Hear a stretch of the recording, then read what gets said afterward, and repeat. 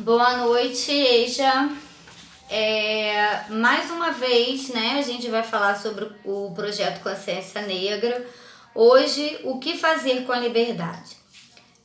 Eu vou passar dois vídeos que eu considerei bem interessantes sobre sobre a questão da liberdade após a escravidão que aconteceu com os negros, tá? Um fala sobre o que realmente aconteceu, é bem simples, é uma professora de história que fala.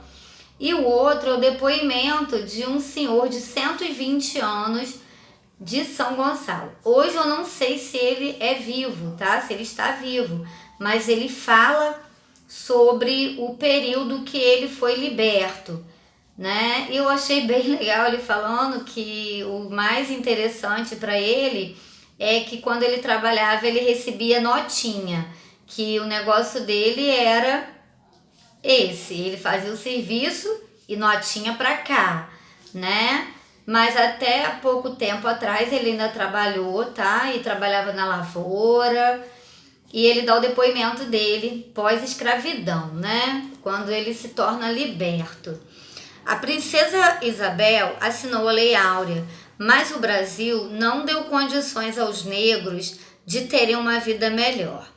Estavam livres, mas não tinham onde morar, não tinham o que comer, nem como se manter. Isso a menina vai falar no primeiro vídeo que eu vou mandar, tá? Que o Estado, ele deu liberdade, mas ele não deu condições para que o negro sobrevivesse na sociedade. E até hoje a gente sofre com isso, né? Não apenas os negros, mas todos os seus descendentes. Vocês podem me ver com essa essa pelezinha clara, esse cabelo louro que não é meu, não me pertence, porque meu cabelo ele sempre foi negro e encaracolado, tá? Negro, azul e encaracolado. Sou descendente de negro, sim, tá? Minha bisavó era negra, escrava, tá? Minha avó era negra por parte de mãe e sofreu uma discriminação muito grande em relação à família do meu avô, que não aceitava ela enquanto negra, tá? Mas meu avô, ele venceu essa barreira da discriminação da família, se casou com a minha avó, né? E formou a nossa família hoje. Graças a Deus, eu sou descendente de negro sim, tá? E com isso, não apenas os negros sofrem injustiça, mas os seus descendentes também, porque a gente tem dificuldade em crescer na parte financeira, educação, tudo é mais difícil pra gente, né? A gente tem que trabalhar e lutar muito para conseguir tudo que a gente tem. Vocês sabem muito bem, porque hoje, né, vocês estudam, porque na idade de vocês tiveram que parar, muitos para ajudar na despesa da casa, não é? Então, assim, a gente sabe como é duro isso na pele. Muitos continuaram nas fazendas, trabalhando sem muitos direitos, só deveres. Outros se arriscaram pelas cidades, vivendo uma vida difícil, sobrevivendo. Foram tendo seus filhos nessas condições difíceis e passando de geração em geração as dificuldades. É o que eu estou falando, né? Eu não tenho a minha pele negra, mas por ser descendente foi passada dificuldade para mim também. Por isso ainda hoje o povo negro tem tantas dificuldades. Eu não falo apenas dos negros, né? Eu falo da diversidade. Não é? Não só nós vemos hoje que não são só apenas os negros que passam dificuldade, não é? A classe média baixa, os pobres, eles não são apenas os negros, eles são os seus descendentes também. Nós temos brancos também nessa faixa aí de dificuldade, né? De preconceito. Primeiro, o preconceito e o racismo. Tem pessoas que pensam que negro é inferior por ter sido escravizado. Depois ganharam a vida difícil por herança. Bom, eu não concordo que no século XXI, no ano de 2020, ainda existe esse tipo de atitude, preconceito e racismo. Isso de pensar que a pessoa negra ela é inferior não combina com o meu pensamento.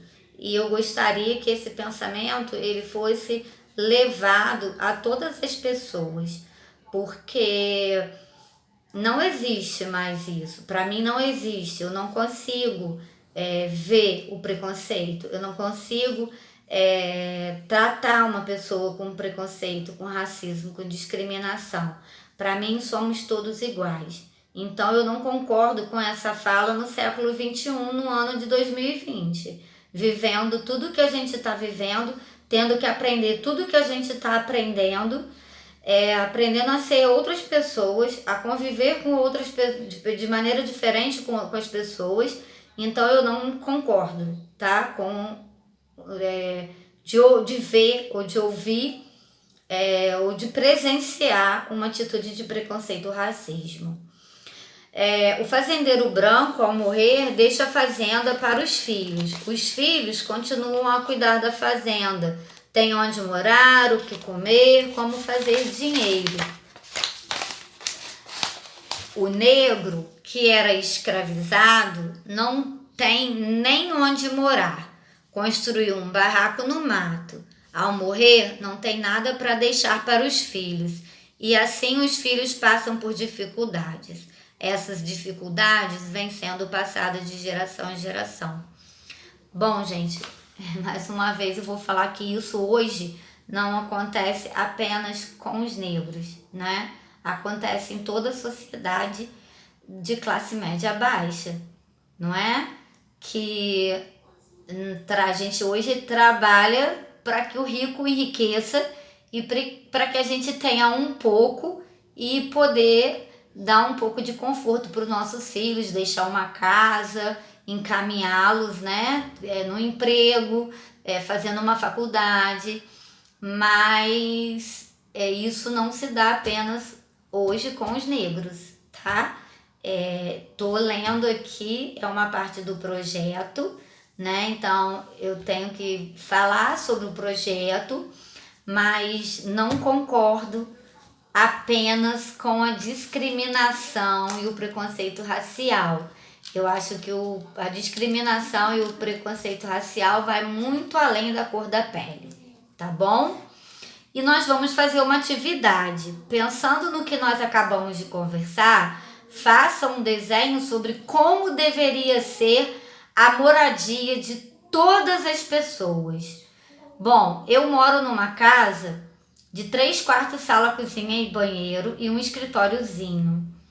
E em breve vou ter uma suítezinha em nome de Jesus.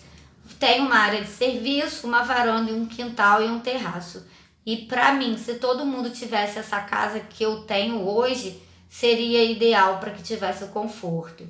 Então, casa, lar, né? Casa é tijolo, pedra, areia. Lar é família, tá aqui, né? Mas como é essa casa que todo mundo deveria ter igual hoje? Pensa, é a casa que vocês têm? É a casa que vocês gostariam de ter? Vamos desenhar essa casa? Eu vou desenhar a minha casa, vou desenhar a casa que eu tenho e que eu gostaria que todo mundo tivesse uma casa igual à minha, tá? Mas a minha casa, além de casa, é um lar, tá bom? Então vamos pensar nisso, porque lar tem que ter amor, não é?